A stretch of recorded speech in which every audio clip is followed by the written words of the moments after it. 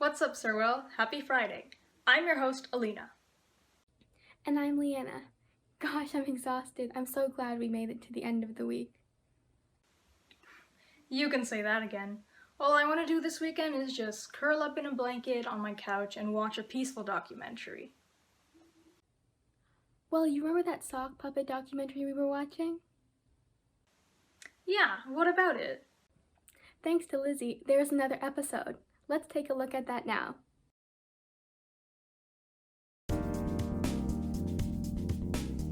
The Wild Sock Puppet. In the wild, the sock puppets face many threats. As stated in our episode last week, the sock puppet has many predators.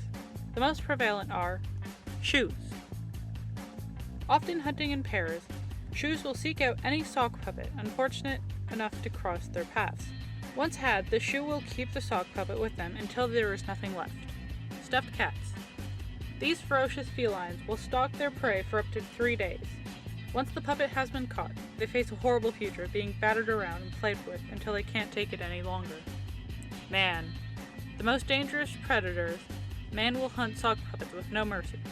Upon catching them, they will wear them upon their feet in a horrid display. Sock puppet has many things to watch out for. Thank you for joining us this week on The Wild Sock Puppet. Wow, I sure learned a lot about the wild sock puppet. Attention class of 2021, your graduation is approaching. We will be keeping you informed throughout the process of your graduation. First of all, we are starting to work on your virtual commencement ceremony. All the grad photos are in and the composite is being prepared. You'll receive your own copy of the grad composite, and a large copy will be hung in the Hall of Honors alongside the previous year's composites as well. Second, just a heads up for those who are graduating this year or leaving the OCDSB as of June 30th. You will no longer have access to your OCDSB Gmail account.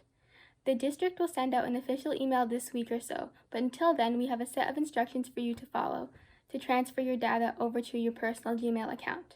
If you would like to transfer your data over, you must do so before June 30th. If you are returning next year to an OCDSB school for summer school or in September, your Google account will not be affected. If you are returning as a student and you have still not selected your courses, please contact your guidance counselor. Lastly, we need to create a list for the class of 2021 with your personal email address, home address, and phone number, just in case we need to communicate with you after June 30th, as you will no longer have your OCDSB Gmail account after that date. Check the school website for more information.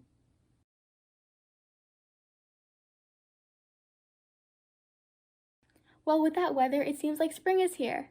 Want some inspiration to start gardening? Let's check out a quick clip from Lizzie.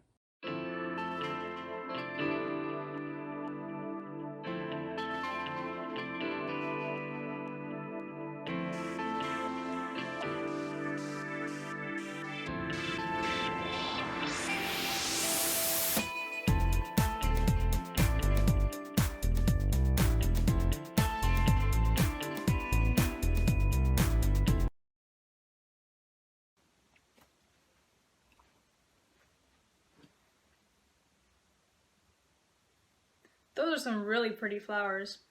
I guess I should bring all of my gardening tools out of my storage boxes. Brent has a clip about unboxing too. Let's watch that now. Hello there. I am going to unbox this box of cereal. Actually, it's already been unboxed, so I'm going to unbox it again. I have not run out of ideas. Yes, I have. Anyways, but next week is an action-packed sports theme. I'm going to make a ton of clips for you about it. It's going to be great. No, and I don't have the budget for that. That sounds cool though. Sounds cool, but I don't have the budget for it. Anyway, so yeah. Let's box it actually now.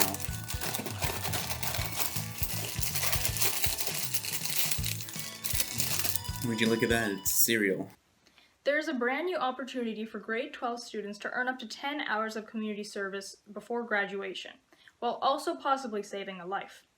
Even if you've already completed your community service requirement, This is a very worthwhile endeavor, and we hope everyone who is able to participate will. Leanna, can you give us the details? The Canadian Blood Services, or CBS, is a well-established community sponsor who has historically involved students in various pre-approved activities such as blood donation. This year, due to the tremendous need, CBS is offering activities related to joining the Canadian Stem Cell Registry. Please read the flyer about this initiative on the school website called Student Saving Lives Community Service 2021. This activity conforms to the guiding principles outlined in the Ontario Ministry of Education's policy and procedure PPM 124A, and can be completed from the safety of your own home during this current provincial lockdown. To the class of 2021, we need to remind you that the number of volunteer hours that you need to complete for graduation is 20. Many of you have already fulfilled the requirement, but if you have not, you need to complete your hours and submit them to the community involvement form by the end of the day on Friday, June 11th. See the forms on our school website. Man, how long is this show gonna go on for? I'm getting kinda hungry. Yeah, me too, actually. Did you know that the month of Ramadan ended yesterday? We call that Eid al-Fitr. We eat food and give out gifts to celebrate the long month of fasting. Actually, speaking of food, here's a clip with Robert about cooking.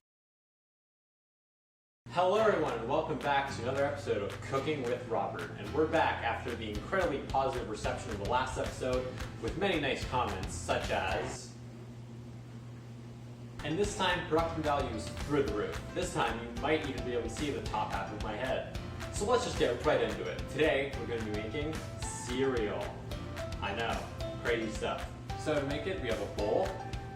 Yeah, it's cereal, which is in this thing for some reason. And we also have almond milk, because I'm not a monster and I like animals. And we also have no milk. Alright, first thing we're going to do is put in the milk, is what I would say if I was not a human being. But I am. So we're going to put in the cereal first. Perfect. And now I will carefully put in a good amount of milk.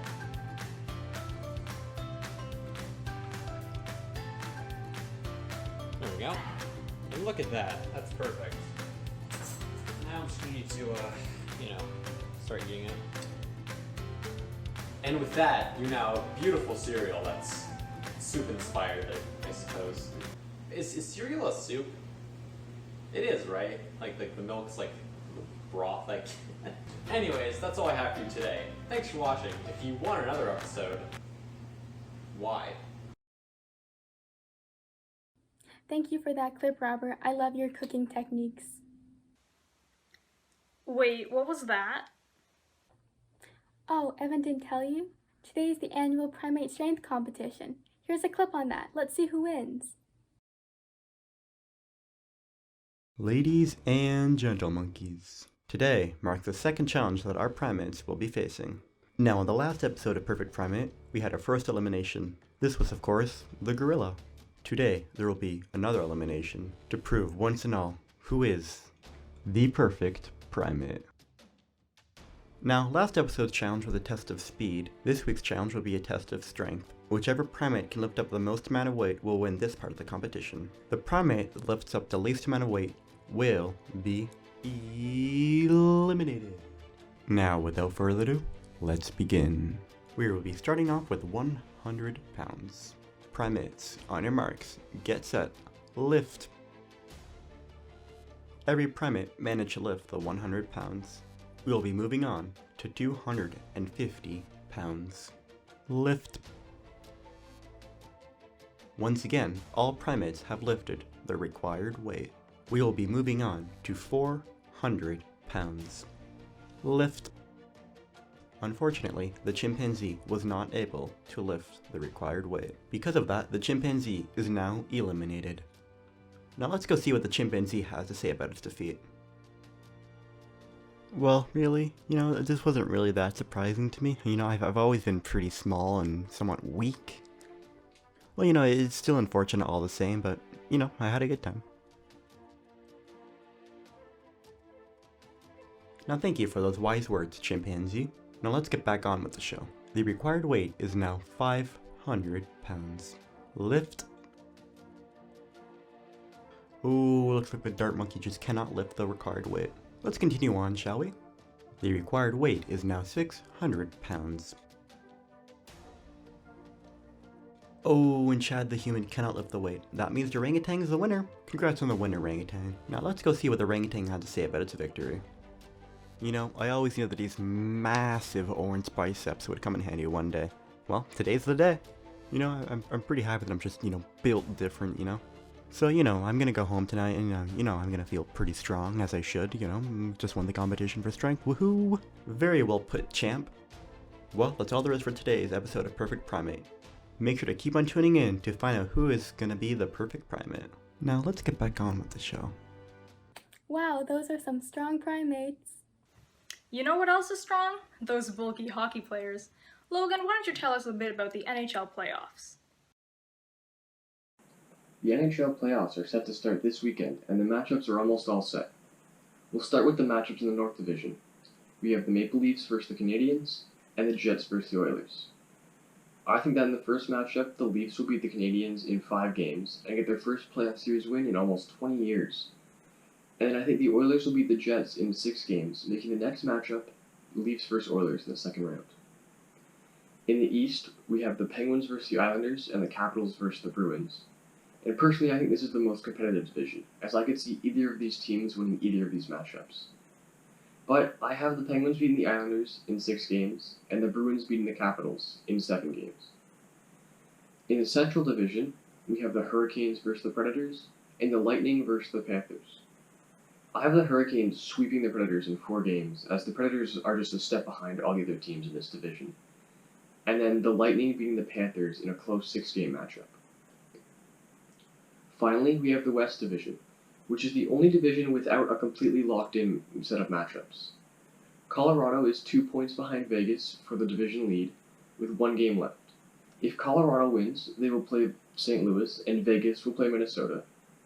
But if Colorado loses, then Vegas will play St. Louis, and Colorado will play Minnesota. Either way, I expect Colorado and Vegas to win both of their matchups, giving us the second round of our dreams with Colorado versus Vegas. To end off the show today, let's look at some nice photos taken by the TGP-34M class. First off, here's a nice close-up shot of a refreshing Sprite sent in by Benjamin Whiting. It's a nice action shot since we can see the drink in motion, and the sunlight that catches the can adds some extra brightness. The next photo was taken by Olivia Malik. It is a jar filled with bright-colored liquids and some flowers to show a nice contrast. The pink hue of the overall photo really draws your eyes to the yellow of the flowers. Our last photo was taken by Araf Hussain. It was taken in his backyard where all different types of colors are being exposed. The high differentiation of colors shows a full scope of tones with dim shadows that brighten up the highlights. Well, I hope you managed to sit through all of that, Lancers, because we finally made it to the end of the show. Please send in your stories, photos, or videos to us. We can be reached at LaurierLive@googlegroups.com, or on Instagram at Laurier.live, or even tweet at us at LaurierLive, because we want to see what you Lancers have been up to. Bye! See you next week, Lancers. Bye!